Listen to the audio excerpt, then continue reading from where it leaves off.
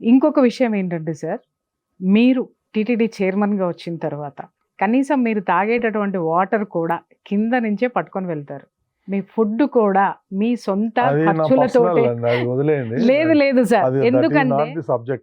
కాదు సబ్జెక్ట్ కాదు. నేను ఆ ఏమంటున్నానంటే, నిరాడంబరత్వాన్ని ఎందుకు అది అడుగుతున్నానంటే నేనంతటి నేను, నేను విధించుకుందా కానీ అది ఆ పది నియమం మందికి చెప్పాల్సిన అవసరం అనేటటువంటిది లేదు. చాలా మందికి మార్గదర్శకం అవుతుంది సార్. 10 మందికి అందుకని చెప్పాల్సిన అవసరం లేదు. ఇది తెలియాలి సార్, 100% తెలియాలి. అందరికి తెలుసు, ఎందుకంటే అన్ని అందరికి తెలుసు. Yeah sir. తెలుసు అందరికి. లేదు ఎవ్రీథింగ్. ఎందుకంటే కొంతమందికి తెలియని వాళ్ళు కూడా ఉన్నారు సార్. ఇలాంటి మీరు నిత్యం కూడా సబ్జెక్టే కాదు మనకి. లేదు సార్, ఇది చాలా పెద్ద సబ్జెక్టు. ఎందుకంటే ఆ చైర్లో కూర్చున్న వాళ్ళు, ఇంతకు ముందు ఉన్నటువంటి వాళ్ళు కూడా ఎంత మిస్యూజ్ అయిందనేది మాత్రమే జనాలకి తెలుసు. కానీ ఒక బాధ్యత ఉన్నటువంటి భగవంతుడు వ్యక్తి, చూసుకుంటాడులేమ్మా అవన్నీ.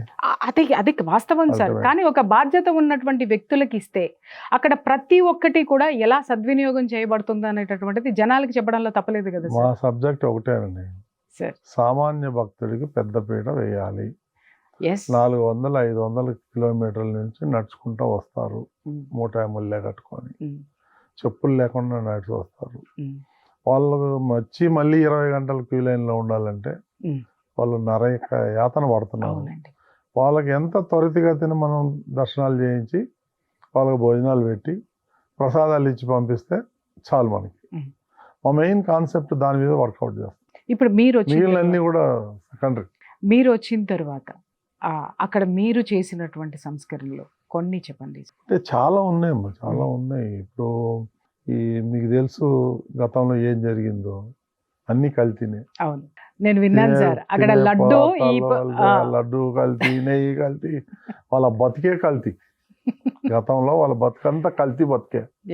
దాన్ని సరి చేయడానికి మనకు టైం పట్టింది. దాని మీద కేసులు పెడతాం, అది పెడతాం.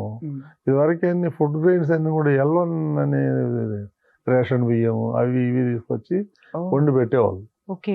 ఇప్పుడు అట్లా కాకుండా రైస్ మిల్లర్స్ దగ్గర నుంచి డైరెక్ట్గా రైస్ కొని, ఒకటే క్వాలిటీ రైస్, మంచి క్వాలిటీ కొని, అలాగే మిగిలినటువంటి ఏదైతే పప్పు దినుసులు ఉన్నాయో అవన్నీ కూడా స్టాండర్డ్ కొంటాం. ఒకటి మంచి శుభ్రమైన భోజనం పెడతాం.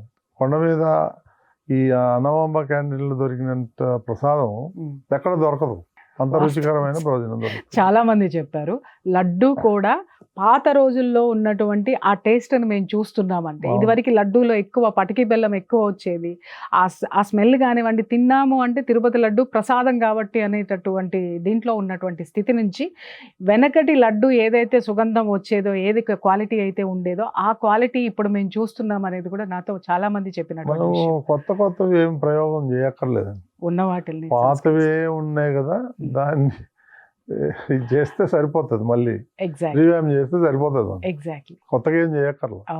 ఇవన్నీ చాలా వరకు అక్కడ పూజలు కానీ అవి కానీ ఇవి కానీ కొన్ని మార్చారండి. అది మార్చకూడదు. అది ఆగమశాస్త్రం ప్రకారం మార్చడానికి వీల్లేదు. ఆగమశాస్త్రం ప్రకారం అది మార్చడానికి లేదు కదా సార్. పాత పురాతన పద్ధతులు ఏమున్నాయో. ఇప్పుడు ఏకాదశి వస్తుంది సార్, ఎప్పటి నుంచో మా చిన్నప్పటి నుంచి 2 రోజులే ఈ ఏకాదశి ద్వాదశి. ఇప్పుడు 10 రోజులు చేశారు దాన్ని సార్. 2 వస్తుంది కదా.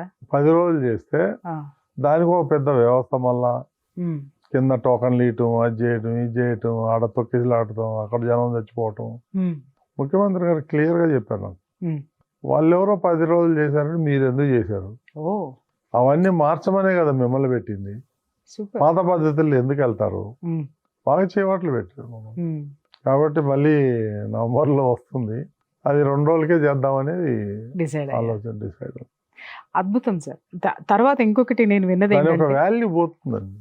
వాస్తవం సార్, దానికి ఒక ఉండే వాల్యూ. మనం 10 రోజులు పెట్టచ్చు, అట్లయితే 365 రోజులు కూడా ఓపెన్ చేసి పెట్టచ్చు. అవును, మీరు అన్నట్టు ఏకాదశి అనేటటువంటిది ఆ రోజుకి ఆ ఎనర్జీ అనేటటువంటిది ప్రత్యేకం సార్. అంతే, ఆ ఎనర్జీ ప్రకారమే అక్కడ జరుగుతుంది. దాన్ని మీరు అన్నట్టుగా 10 రోజులకి సాగదీయడం అని అంటే అది ఆగమ శాస్త్రాన్ని వీళ్ళకి తెలిసి చేస్తున్నారు. ఒప్పుకోకపోయినా అదే కొంతమంది పొలిటికల్ పొలిటీషియన్స్ ఉన్నారు కదా, వాళ్ళ బలవంతం చేసి ఒప్పించారు. ఓకే. సార్ ఇప్పుడు చాలా వరకు మాట్లాడుతూ ఉంటారు కదా, టీటీడీలో రాజకీయ నాయకుల ప్రభావం ఎక్కువ ఉంటుందని. కానీ మీరు వచ్చిన తర్వాత నేను విన్నది ఏంటంటే అసలు మీరు ఎవరికి కూడా పర్సనల్గా దర్శనాలు ఇవ్వడం అనేటటువంటిది టోటల్గా బంద్ చేసేసారు అనేది. ఎందుకంటే దాదాపు నేను ఇంతకుముందు నాకు తెలిసినంత వరకు ఏంటంటే టీటీడీ చైర్మన్కి సంబంధించినటువంటి కోటాలో దాదాపు 200 మంది వరకు దర్శనం చేసుకునేటటువంటి విఐపి దర్శనం చేసుకునే వెసులుబాటు ఉంది. 200 కాదండి, 3000, 4000, 5000 Oh my రోజుకి. God! రోజుకి రోజుకి. సార్ దాన్ని మీరు ఎందుకు తీసేశారు చెప్పండి? అసలు ఆ ఆనవాయితీనే మీరు చూడమ్మా, వదిలేశారు. ఇప్పుడే 20 గంటలు 22 గంటలు సామాన్య భక్తులు లైన్ లో ఉంటున్నారు. ఒక విఐపి వెళ్ళి దర్శనం చేసుకుని వచ్చే లోపల 40-50 మంది సామాన్య భక్తులు చేసుకుంటారు. సార్ ఇంతకు ముందున్న చైర్మన్లు ఇది ఆలోచించలేదా? ఇప్పుడు ఎవరి విధానం వాళ్ళది, మనం దానికి నేనేం చేయగలుగుతాను? నేను అర్ధరాత్రి పూట 1 గంటకి 2 గంటలకి క్యూ లైన్ లో వెళ్తే అసలు వాళ్ళ బాధలు వర్ణనాతీతం. మీరు వెళ్తారా సార్? వెళ్తాను. ఓ చిన్నపిల్లలు వేసుకొని ఆడ అవును సార్, రూమ్ లో మనం కంపార్ట్మెంట్ లో పెట్టి తాళం వేస్తే నాకు బాధ అనిపించింది. అందరికి ఎవరో చెప్తే చేసింది కాదు, మనంతటికి మనమే. విఐపి అంటే ఎవరు?